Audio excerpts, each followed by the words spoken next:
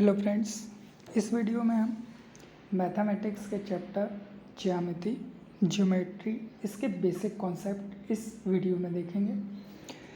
Basic concept में पहला chapter जो है उसमें ज्योमेट्री में लाइन्स एंड एंगल्स क्या होते हैं, तो इनके कुछ डेफिनेशंस हैं, इनको हम इस वीडियो में देखते हैं। सबसे पहला है बिंदु। एक ऐसा वृत्त जिसकी कोई त्रिज्या नहीं होती उसे हम क्या कहते हैं? बिंदु कहते हैं। किरण या रे, वह रेखा जो किसी एक बिंदु से एक निश्चित दिशा में अनंत तक बढ़ाई जा सकती है उसे हम क्या कहते हैं? किरण कहते हैं। रेखा या लाइन, अनंत बिंदुओं का एक बिंदु पर जिसको दोनों सिरों से अनंत तक बढ़ाया जा सकता है उसको हम क्या कहते हैं? एक रेखा या लाइन। रेखाखंड या लाइन सेगमेंट क्या कहलाता है? जब दो बिंदुओं के मध्य ऐसा एक निश्चित भाग जिसका मापन किया जाए, इट मीन्स मेजरमेंट लिया जा सके, उसे हम लाइन सेगमेंट या रेखाखंड कहते हैं। नेक्स्ट, एंगल या कोण। जब दो असंरेखीय किरणों का उभयनिष्ठ बिंदु कोई कोण बनाता है तो उसे हम क्या कहते हैं? एक एंगल या कोण कहते हैं। अब एंगल्स कितने टाइप के होते हैं, क्या क्या टाइप होते हैं, चलो वो देखते हैं। तो कोणों के प्रकार, टाइप्स ऑफ कोण। सबसे पहला है एक्यूट एंगल, जिसे हम हिंदी में न्यून कोण कहते हैं।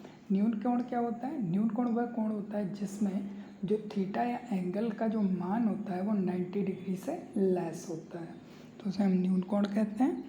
सेकंड है समकोण या राइट एंगल। राइट एंगल किसे कहते हैं?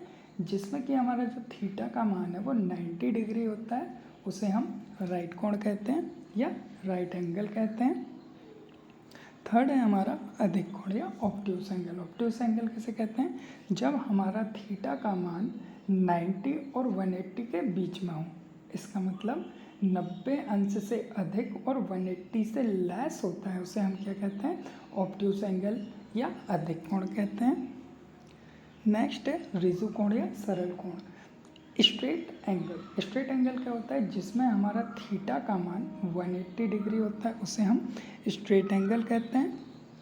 बृहद कोण या प्रतिवर्ती कोण, इसे हम रिफ्लेक्स एंगल कहते हैं। रिफ्लेक्स एंगल क्या होता है?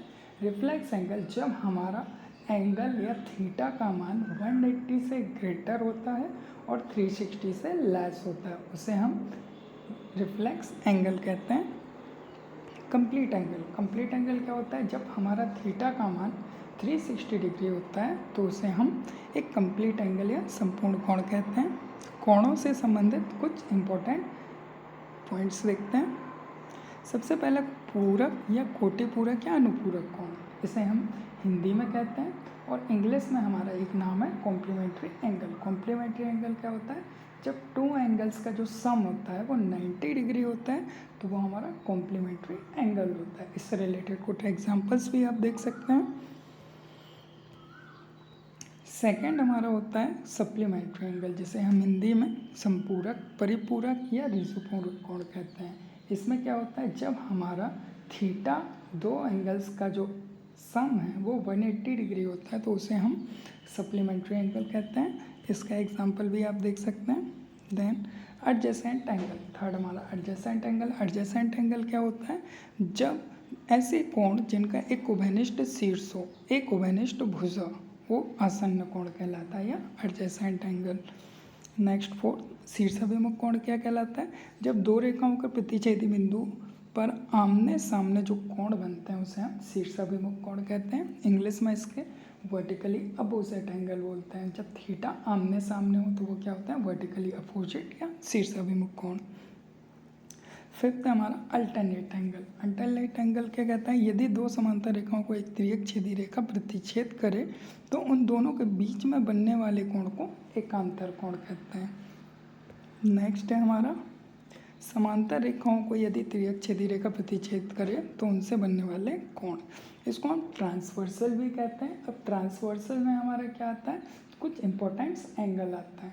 सबसे पहला हम आता है शीर्षाभिमुख कोण, जिसको हम वर्टिकली अपोजिट एंगल्स बोलते हैं, जिसमें हमारा एंगल 1 एंगल 3 के इक्वल होता है, 2 एंगल 4 के इक्वल होता है, 5 एंगल 7 के, 6 एंगल 8 के। ऐसे ही हमारा सेकंड होता है करस्पॉन्डिंग एंगल। करस्पॉन्डिंग एंगल क्या होता है? जिसमें एंगल 1 एंगल 5 के, एंगल 3 एंगल 7 के एंगल 2 एंगल 6 के, एंगल 4 एंगल 8 के इक्वल होता है। ये हमारे कौन से होते हैं? Corresponding angles. थर्ड आता है इसी में एकांतर कोण या अल्टरनेट एंगल्स। अल्टरनेट एंगल्स क्या होते हैं? एंगल थर्ड और एंगल फिफ्थ। इसे हम इंटीरियर एंगल्स भी बोलते हैं। जो हमारा अल्टरनेट एंगल है उसे हम इंटीरियर एंगल भी बोलते हैं। फोर्थ है हमारा अंतः या बाह्य कोण। अब अंतः और बाह्य कोण, इनका मीनिंग ये होता है कि जब हमारे टू एंगल्स का बाहरी एंगल्स ट्रांसवर्सल में सम 180 डिग्री होता है तो ये हमारे इंटीरियर, अगर अंदर ले रहे हैं तो इंटीरियर, बाहर के दो एंगल्स का सम ले रहे हैं 180 आ रहा है तो वो हमारे एक्सटीरियर एंगल्स होते हैं। देन इसके बाद तीन समांतर रेखाओं को त्रियक छेदी रेखा अगर प्रतिच्छेद करें तो इसमें हमारा क्या होता है? A B upon B C D E upon E F के इक्वल होता है। इट मीन्स ये हमारा टू इक्वल पार्ट्स में डिवाइड करता है। इसका रेशियो हमारा क्या होता है? इक्वल। आई होप आपको ये बेसिक पॉइंट समझ में आए होंगे। नेक्स्ट वीडियो में हम ट्रायंगल, त्रिभुज के बारे में सारी प्रॉपर्टीज़ और उसके बेसिक पॉइंट्स को रीड करेंगे। Thank you for watching this video.